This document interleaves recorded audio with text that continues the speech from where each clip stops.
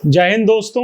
आइए आज की क्लास में हम पढ़ेंगे दिल्ली सल्तनत के जितने भी डायनेस्टीज हैं उसमें से कोशिश करेंगे कि हम आज स्लेव डायनेस्टी या मामलुक वंश को जो है खत्म कर लें।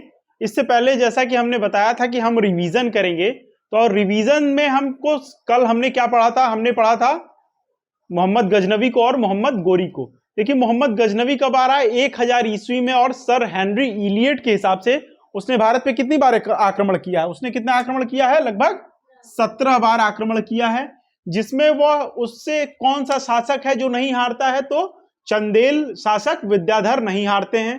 उसके बाद वह किसको हराता है? वह आनंद पाल को हराता है। उसके बाद वो हराता है आपका जयपाल को हराता है, और जयपाल क्या करता है? सुसाइड कमिट कर लेता है। 1026 में वो सोमनाथ मंदिर पे अटैक करता है। क्यों? क्योंकि उस समय सारा पैसा मंदिरों में रखा गया था और वो वहां की शिव मूर्ति को तोड़ देता है, जिसकी वजह से उसको क्या कहा जाता है?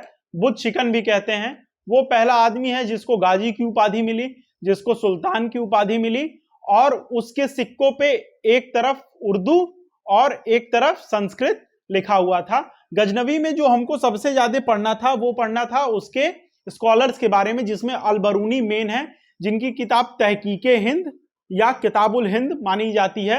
वो पहले ऐसे मुसलमान थे जिन्होंने पुराण का अध्ययन किया, जिन्होंने संस्कृत को पढ़ा, और उनकी किताब से हम उस समय के सोशल और ज्योग्राफी के बारे में इंडिया के जानते हैं। इतना हमने गजनवी में देखा था। उसके बाद हमने गोरी में ये पढ़ा था कि गोरी जो है 1175 में मुल्तान पे आक्रमण करता है, और 78 में वह भीम द्वितीय या मूलराज द्वितीय की मां नायिका देवी से, जो भारत की पहली वीरांगना मानी जाती है, उनसे हारता है। उसके बाद वो जो है तराइन का युद्ध करता है और फिर हारता है किससे? पृथ्वीराज चौहान यानी पृथ्वीराज तृतीय से। उसके बाद तराइन के द्वितीय युद्ध में वह जीतता है। उसका कारण क्या रहता है? उसका कारण यह रहता है कि जो पृथ्वीराज चौहान के सेनापति थे वो नहीं रहते हैं, और कौन? चंदावर की युद्ध में जयचंद जो है वो गद्दारी करता है। फिर चंदावर के युद्ध में जयचंद भी हारता है। फिर 1206 में जब गोरी की मृत्यु हो जाती है खोखर सरदारों के द्वारा, उसके बाद उसका कोई वारिस न होने के कारण उसकी पूरी सल्तनत उसके 4 गुलाबों में बट गई थी। किसमें किसमें? कुबाचा, यलदौज, बख्तियार खिलजी और कुतुबुद्दीन ऐबक से। और कुतुबुद्दीन एक पहला आदमी है जिसको क्या इक्ता प्रदान किया जा रहा है, और इक्ता सिस्टम की शुरुआत किसने की? मोहम्मद गोरी ने की। यहां तक हमने पढ़ा था। इसके बाद हमको यह पढ़ना था कि गोरी जब इक्ता सिस्टम की शुरुआत करता है तो वो पहला किसको देता है? कुतुबुद्दीन ऐबक को, और ऐबक से ही दिल्ली सल्तनत का पीरियड माना जाता है। देखिए अब तक हमने क्या पढ़ा कि मोहम्मद गजनवी, मोहम्मद गोरी, मोहम्मद बिन कासिम, ये सब क्या है? ये सब लुटेरे हैं। इनका काम है सिर्फ धन लूट के चले जाना। लेकिन ऐबक से अब ये दिल्ली पे शासन करना चालू करेंगे। इसी वजह से ऐबक से चालू होता है दिल्ली सल्तनत। और मध्यकाल को मेनली हम 2 सल्तनतों में पढ़ते हैं, एक दिल्ली सल्तनत और एक मुगल सल्तनत। मुगल सल्तनत की शुरुआत बाबर से होती है, आप सभी जानते हैं। दिल्ली सल्तनतों में हमको कुछ वंशों को पढ़ना, कुछ डायनेस्टीज को पढ़ना है। वो डायनेस्टीज कौन कौन सी हैं? एक स्लेव गुलाम वंश। आप देखें कि गोरी का गुलाम कौन है? कुतुबुद्दीन ऐबक, और ऐबक का गुलाम इल्तुतमिश। इसीलिए इसको क्या कहा जा रहा है? स्लेव डायनेस्टी भी कहा जा रहा है, या मामलुक वंश भी कहते हैं। उसके बाद हमको क्या पढ़ना है? मामलुक के बाद खिलजी, खिलजी के बाद तुगलक, तुगलक के बाद सैयद, और सैयद के बाद लोदी। ये 5 हमको डायनेस्टीज पढ़नी है। और ये 5 डायनेस्टीज किसके अंदर में आती हैं? दिल्ली सल्तनत के अंदर में आती हैं। अब इन डायनेस्टीज के अंदर भी आपको क्या पढ़ना है? उन किंग को पढ़ना है जो इसके अंदर रहे। जैसे स्लेव डायनेस्टी में हम शुरुआत करेंगे कुतुबुद्दीन ऐबक से, उसके बाद हम पढ़ेंगे इल्तुतमिश को, इल्तुतमिश के बाद पढ़ेंगे हम रजिया सुल्तान को, रजिया सुल्तान के बाद हम बलबन को पढ़ेंगे। इस तरीके से हम क्रोनोलॉजी के ऑर्डर में चलेंगे। उसके अलावा भी जैसे आराम शाह, उन रूलर का भी नाम लिया जाएगा जो सिर्फ क्या थे? ट्रांजिशन फेज में थे, जिनका बहुत महत्वपूर्ण योगदान नहीं रहा है। लेकिन यूपीएससी करता क्या है कि क्रोनोलॉजी उन्हीं से पूछता है जो आप नाम नहीं सुने रहेंगे, या जिनको आप इस वजह से स्किप कर देते हैं कि ये इंपॉर्टेंट नहीं है। तो इस यहां पे हमने एक चीज ये कर दिया है कि स्लेव डायनेस्टी का कौन संस्थापक है, खिलजी का कौन है, तुगलक का कौन है, सैयद का कौन है, और लोदी का कौन है, और कौन सा वंश कितने साल तक चला, हमने यहीं पे लिख दिया। तो आइए स्लेव से स्टार्ट करते हैं। स्लेव डायनेस्टी या मामलुक वंश की शुरुआत कुतुबुद्दीन ऐबक से होती है। क्यों? क्योंकि ऐबक किसका गुलाम है? ऐबक गुलाम है मोहम्मद गोरी का, और इसको कौन सा इक्ता मिला रहता है? लाहौर और दिल्ली का। यहीं से दिल्ली सल्तनत की शुरुआत होती है। लेकिन दिल्ली सल्तनत का वास्तविक स्थापक इल्तुतमिश को कहा जाता है। हम आगे पढ़ेंगे, इसका कारण मैं यही बता देता हूं, क्योंकि कुतुबुद्दीन ऐबक कभी भी सुल्तान की उपाधि या राजा की उपाधि ग्रहण नहीं करता, हमेशा सिपह सालार की उपाधि से ही काम करता है। चूंकि नींव कुतुबुद्दीन ऐबक ने रखा था, तो अगर गुलाम वंश का संस्थापक पूछे तो कुतुबुद्दीन ऐबक, अगर रियल फाउंडर, देखिए क्वेश्चन में साफ लिखा वास्तविक संस्थापक, तब आप इल्तुतमिश पे टिक करेंगे। और ये डायनेस्टी कब से कब चल रही है? 1206 से लेके 1290 तक। उसके बाद खिलजी आते हैं, खिलजी में जलालुद्दीन खिलजी आते हैं, और ये चलते हैं 1290 से लेके 1320 तक। और ये कैसा है? ये स्मॉलेस्ट है डायनेस्टी, ये सबसे कम पीरियड के लिए। देखिए क्वेश्चन ऐसे भी बनता है कि सबसे कम पीरियड के लिए कौन रहा, लॉन्गेस्ट पीरियड के लिए कौन रहा? तो सबसे कम पीरियड किसका है? खिलजी वंश का है। उसके बाद तुगलक वंश आता है, और जिसका संस्थापक कौन है? गयासुद्दीन तुगलक। और गयासुद्दीन तुगलक जो है लॉन्गेस्ट है, इससे बड़ा दिल्ली सल्तनत में किसी का डायनेस्टी नहीं चली है। ठीक, उसके बाद आती है सैयद वंश, जिसका संस्थापक कौन है? खिज्र खां, और ये कब से कब तक है? 1414 से लेके 1450 तक। उसके बाद आते हैं लोदी, और लोदी का संस्थापक कौन है? बहलोल लोदी। यहां बकलोल लोदी मत याद कर लीजिएगा, बहलोल लोदी, या बकलोल से भी आप याद कर सकते हैं। बकलोल लोदी ने इसकी स्थापना की और 1526 तक चला। जिसके बाद हम क्या देखते हैं? अब अगला बाबर का युद्ध देखते हैं। अब देखिए इसमें एक समझने वाली बात यह है कि इसमें कैसे क्वेश्चन फॉर्म होता है। पहले तो डायनेस्टी की क्रोनोलॉजी पूछ देता है कि दिल्ली सल्तनत के डायनेस्टी की क्रोनोलॉजी लगाइए, तो उसमें क्या हो जाएगा? SKTSL ये, या ये पूछ लेता है आपसे कि संस्थापकों के नाम बताइए। तो स्लेव का कुतुबुद्दीन ऐबक, रियल फाउंडर इल्तुतमिश। उसके बाद कौन है? खिलजी, खिलजी का कौन? जलालुद्दीन खिलजी। उसके बाद तुगलक, गयासुद्दीन तुगलक। उसके बाद सैयद, सैयद में कौन? खिज्र खां। और लास्ट में लोदी, और लोदी में कौन? बकलोल लोदी या बहलोल लोदी, आप याद कर लीजिए। उसके बाद आपसे यह पूछ सकता है कि लॉन्गेस्ट कौन है, स्मॉलेस्ट कौन है? तो मैंने यही बता दिया, लॉन्गेस्ट कौन है? तुगलक डायनेस्टी, और स्मॉलेस्ट कौन है? खिलजी डायनेस्टी। तो अब हम डीप में पढ़ेंगे स्लेव डायनेस्टी को। तो हम स्लेव डायनेस्टी में पहला रूलर पढ़ेंगे कुतुबुद्दीन ऐबक। अब देखिए इसने कभी भी सुल्तान की उपाधि नहीं ग्रहण की है, तो कभी कभी ये पूछता है कि first sultan of slave dynasty या दिल्ली सल्तनत, तो वो कौन हो जाएगा? इल्तुतमिश हो जाएगा। क्वेश्चन के लैंग्वेज को समझिएगा कि क्या पूछ रहा है। उसी तरीके से कुतुबुद्दीन ऐबक ऐबक ट्राइब से बिलोंग करता था। किस ट्राइब से बिलोंग करता था? ऐबक ट्राइब से बिलोंग करता था। और ऐबक ट्राइब जो है वो कहां की ट्राइब थी? टर्किश ट्राइब थी। और जैसा कि हमने पढ़ा था अभी कि ये किसका स्लेव था? ये स्लेव था गोरी का। इसी वजह से इसने कभी भी सुल्तान की उपाधि ग्रहण नहीं की। ये हमेशा किस नाम से करता रहा रूल? मलिक या सिपह सालार। मलिक और सिपह सालार ये किसका था? मोहम्मद गोरी का सिपह सालार था। तो इसको कोई दिक्कत नहीं हुई और कहा कि हम ऐसे ही राज करेंगे। जब उस समय कभी भी आप मेडाइवल इंडिया में जब आप राजा बनते थे तो आप अपने नाम का खुतबा पढ़वाते थे और सिक्का चलवाते थे। देखिए खुतबा क्या होता है? एक ऑर्डर होता है जिसमें आपको क्या किया जाता है? सुल्तान माना जाता है। जैसे अभी आप देखे होंगे कि रानी के मरने के बाद जब चार्ल्स राजा बने तो उनके नाम का क्या किया गया?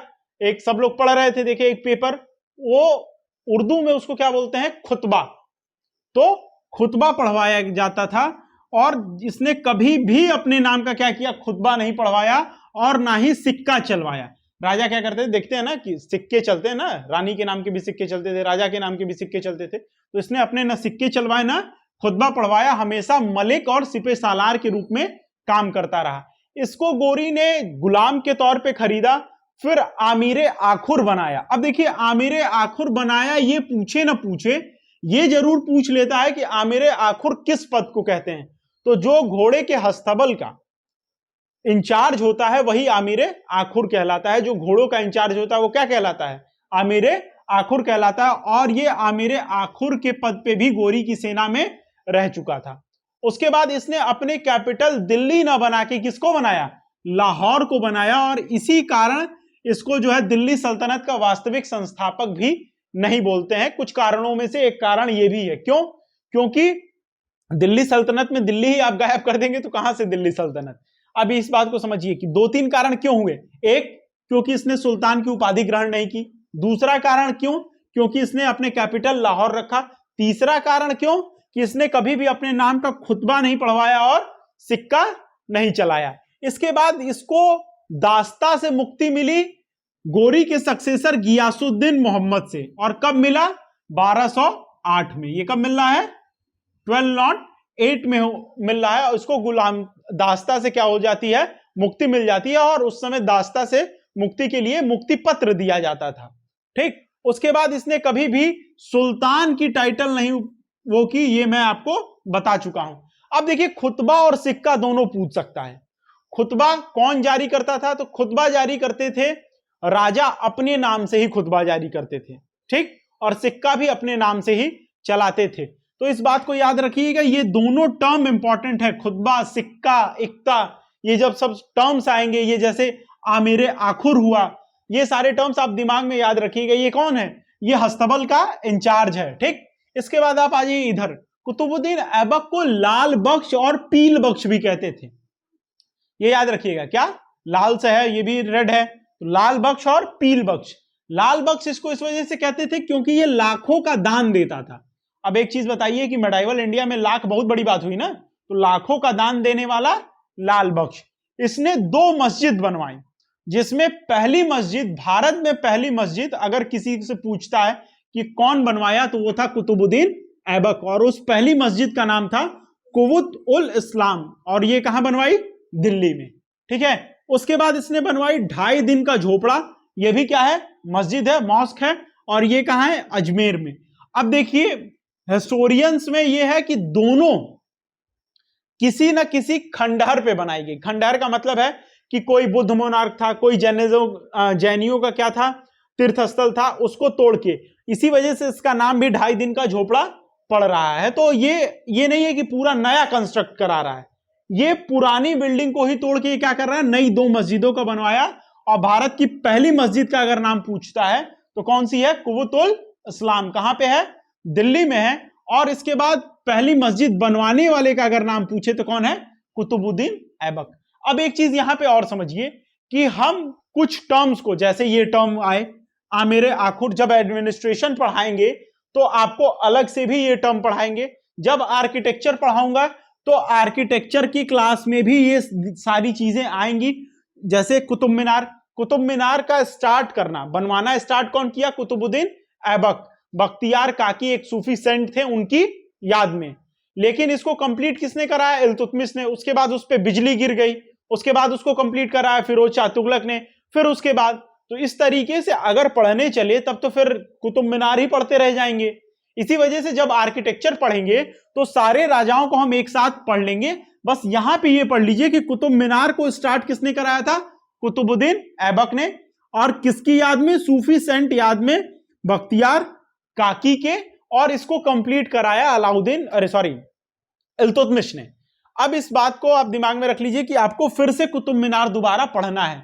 मैं यहां पे साथ साथ इस वजह से भी पढ़ा रहा हूं कि आपके दिमाग में जब आप दोबारा पढ़ें तो सुना सुना सा लगे, और यह भी रहे कि सबसे ज्यादा क्वेश्चन आर्किटेक्चर, एडमिनिस्ट्रेशन, कल्चर इन्हीं से पूछता है।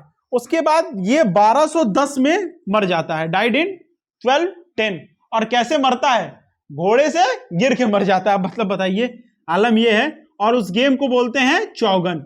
चौगन खेलते हुए मर जाता है, और ये आज के हॉर्स पोलो की तरह होता है। और इसको कहां दफनाया जाता है, तो उसको दफनाया भी जाता है लाहौर में, बरीड इन लाहौर। इसी के साथ कुतुबुद्दीन ऐबक में हमको इतना ही पढ़ना। एक चीज यहां ये समझिए कि कुतुबुद्दीन ऐबक, देखिए हमने बता दिया कि रियल फाउंडर नहीं है। तो अब हम स्लेव डायनेस्टी का रियल फाउंडर पढ़ेंगे, इल्तुतमिश को। तो ऐबक के बाद हम उसके गुलाम के बारे में पढ़ेंगे, कौन, इल्तुतमिश के बारे में। उससे पहले मैंने आपको बताया था कि यूपीएससी क्या करता है, क्रोनोलॉजी पूछ लेता है। तो ऐबक के मरने के बाद ऐबक का बेटा आराम शाह क्या बना, राजा बना, जिसको डिफीट करके इल्तुतमिश फिर से गद्दी पे बैठ जाता है। देखिए होता ये है कि संघर्ष इसी को कहते हैं कि जब आप संघर्ष नहीं करेंगे ना तो गद्दी संभाल नहीं सकते। एक चीज दिमाग में क्लियर रखिएगा, जो भी राजा होता है, राजा से सल्तनत होती है, ना कि सल्तनत से राजा। आप इतिहास में ऐसे कई बार आएंगे कि आपको एक चीज समझ में आएगा कि जो किंग है वो सल्तनत बनाता है, ना कि सल्तनत किंग को। और जो भी जिसको भी बनाई, जैसे सल्तनत ने क्या किया, एक किंग बनाया, तो देखिए कितना 1211 में ही इसको डिफीट, यानी एक साल भी नहीं टिक पाए। 1210 में ऐबक मरा और 1211 में इनसे राजगद्दी छीन ली गई। उसका कारण क्या है, ऐबक देखिए लड़ाका है, चाहे जो हो वो क्या है, एक फाइटर है, और फाइटर के अंदर फाइटिंग स्पिरिट होती है। लेकिन ये जरूरी नहीं है कि फाइटर का बेटा भी क्या हो, फाइटर हो। इसी वजह से पूरा मध्यकाल हमको ये सिखाता है कि जितनी भी शक्ति है वो आदमी के अंदर होती है, बाहर से बस समर्थन मिल सकता है, वास्तविक शक्ति जो है वो आपको नहीं मिलेगी। तो इल्तुतमिश के अंदर वो बात थी, और इल्तुतमिश क्या करता है, आराम शाह को हरा के राजगद्दी पे बैठता है, और इसी वजह से इसको स्लेव ऑफ द स्लेव कहते हैं। क्यों? क्योंकि गोरी क्या था, गोरी का स्लेव कौन है, कुतुबुद्दीन ऐबक, और ऐबक का स्लेव कौन है, इल्तुतमिश। इसी वजह से इसको स्लेव ऑफ द स्लेव कहते हैं।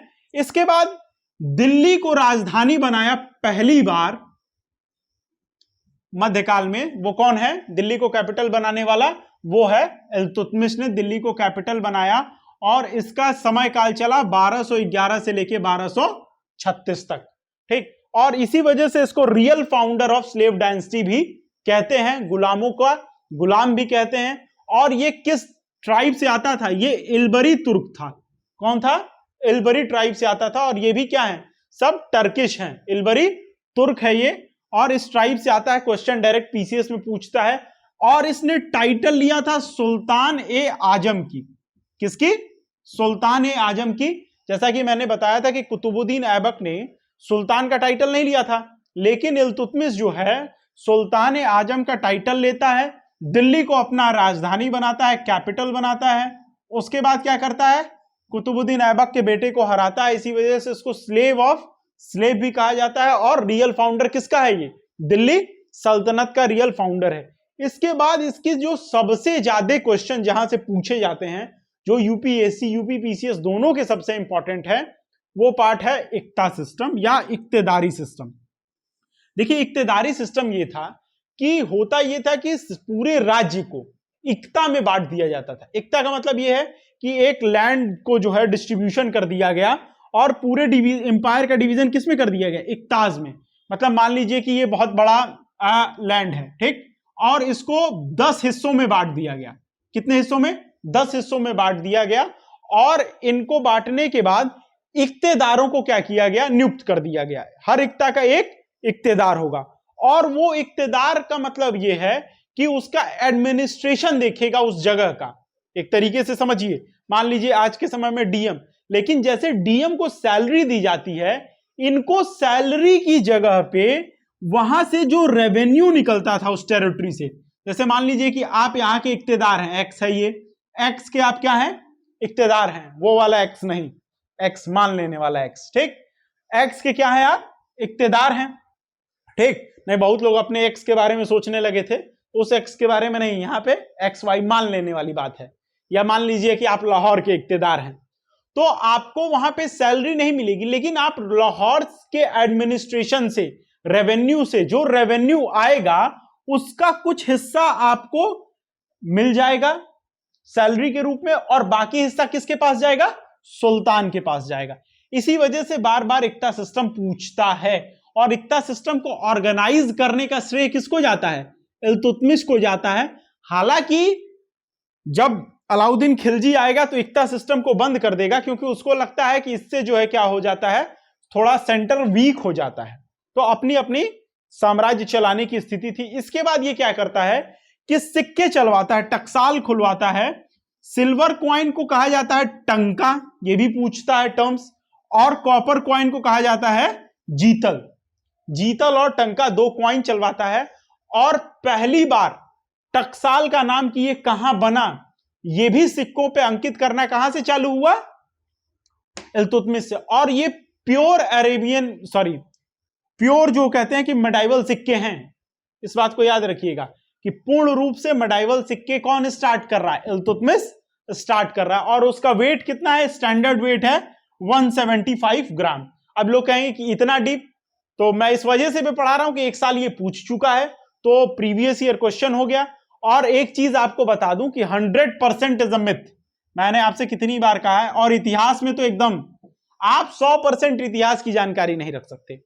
तो अगर यूपीपीसीएस में अक्सर ये होता है कि अगर एग्जामिनर चाहे तो आपसे कुछ ऐसे सवाल पूछ लेगा जो आपको नहीं बताने, स्किप करने हैं, अटेम्प्ट नहीं करने हैं। उन सवालों में से एक ये भी है। चूंकि अब ये पिछले साल पूछ चुका है तो ये हमने यहां पढ़ लिया। अगर रिपीट करता है तो आप कर ले जाएंगे। अगर ऐसा ही कोई और वाहियात सवाल पूछ दे, अब ये वाहियात सवाल में ही आएगा, तो भाई कैसे पता चलेगा हमको कि कितने ग्राम का था? कितना अच्छा ने पूरा रिसर्च कर ले कॉइन्स पे, तो रिसर्च नहीं करना है, जितना प्रीवियस ईयर है वो पढ़ते हैं। हाँ, लेकिन जो इंपॉर्टेंट है जैसे इक्ता सिस्टम्स हो गया, सिल्वर कॉइन को क्या कहते हैं? टंका कहते हैं। कॉपर कॉइन को क्या कहते हैं? जीतल कहते हैं। टाइटल ऑफ सुल्तान आजम कब लिया? ये सारी चीजें क्या है आपको याद होनी चाहिए। उसके बाद इसने ग्रुप ऑफ 40 नोबल्स, 40 सरदारों का इसने ग्रुप बनाया। और ये 40 सरदार कौन से हैं? तुर्क सरदार हैं। और इसको कहा गया चलीसा या तुर्काने चहलगनी। क्या कहा गया? तुर्काने चहलगनी। इसमें कितने थे? 40 तुर्क थे। आप आगे देखेंगे जब इसकी बेटी रजिया सुल्तान, और रजिया सुल्तान को गद्दी क्यों मिली, ये सारी चीजें जब हम पढ़ेंगे तो इसका बहुत बड़ा रोल देखेंगे। और इसको भी खत्म किसने किया? अलाउद्दीन खिलजी ने। खिलजी का यह मानना था कि सेंट्रलाइज्ड होना चाहिए टोटली। क्यों? क्योंकि ये अगर पावरफुल हो गए तो ये क्या करेंगे? किंग मेकर का काम करेंगे। इसीलिए देखिए आज भी कैबिनेट जब बनती है तो प्रधानमंत्री से ज्यादा कद्दावर नेता कैबिनेट में नहीं होते। क्यों? क्योंकि होता यह है कि अगर उनसे कद्दावर नेता हो जाएंगे तो फिर क्या करेंगे? वही बदल देंगे। इसी वजह से हमेशा जो है इस बात का ध्यान रखिएगा कि कभी भी जब भी ऐसी चीजें होती हैं तो कभी कभी ये लोग क्या करेंगे? किंग मेकर की भूमिका में आ जाएंगे, अगर किंग कमजोर पड़ गया तो। इसके बाद इसने क्या किया? जैसा कि मैंने पहले ही बताया था, इसने कंप्लीट कराया किसको? कुतुब मीनार को। और सबसे जरूरी क्वेश्चन जो कई बार पूछता है कि चंगेज खां के द्वारा भारत पे आक्रमण या मंगोलों का आक्रमण पूछता है, वह किस काल में शुरू हुआ था? तो वो स्टार्ट हुआ था इल्तुतमिश के काल में ही। कब? चंगेज खां। हाँ, बहुत लोग कहेंगे यहां गेंगिस लिखा, तो इंग्लिश में जो है यही लिखते हैं, इसको चंगेज खां पढ़िए, जैसे अरस्तु को एरिस्टोटल पढ़ते हैं ना, गेंगिस खां या चंगेज खां। तो ये आया। अब देखिए इसकी चालाकी क्या थी कि ख्वारिज्म का जो रूलर था कुतुबुद्दीन, ठीक, सॉरी कुतुबुद्दीन है, जलालुद्दीन है, वही मैं कहूं, जलालुद्दीन जो ख्वारिज्म का रूलर है, जब ये आता है और इसको चेस कौन कर रहा है? चंगेज खां। जब आता है तो ये पूछता है कि शरण मांगता है इल्तुतमिश से। इल्तुतमिश साफ मना कर देता है, क्योंकि उस समय चंगेज खां का इतना डर था लोगों में। तो कभी कभी कहा जाता है ना कि कल्चर गोज फर्स्ट। अब जैसे मैं एग्जांपल के लिए दूं कि आपका जो ओरा है वो पहले चलता है। कैसे? जैसे आप कहते हैं ना कि हम इस यूनिवर्सिटी से हैं, तो आप उस यूनिवर्सिटी के सबसे लास्ट स्टूडेंट क्यों ना हो, लेकिन उस यूनिवर्सिटी का कल्चर पहले चलता है। जैसे मान लीजिए कि आपने कहा कि हम IIT हैं, लोग क्या सोचेंगे कि तेज ही होगा, भले आपका CGPA 5.4 रहा हो। वही चीज है कि वो पहले चलता है। तो चंगेज खां का जो नाम था इतना चल रहा था कि इनकी हिम्मत नहीं हुई कि ये ख्वारिज्म के राजा जलालुद्दीन को क्या करे? शरण दे सके। और इसने, इसकी एक चालाकी भी है, और इस वजह से इसने क्या किया? चंगेज खां जैसे बड़े खतरे को टाल दिया। इसी वजह से भी इसको रियल फाउंडर ऑफ क्या कहा जाता है? दिल्ली सल्तनत। अब हम जब पढ़ेंगे तो पढ़ेंगे रजिया सुल्तान को, और रजिया सुल्तान कैसे गुंडों में फंसेंगी, कैसे रजिया सुल्तान किंग बनेंगी, पहली महिला मेडवल इंडिया की, ये सारी बातें हम पढ़ेंगे नेक्स्ट क्लास में। धन्यवाद।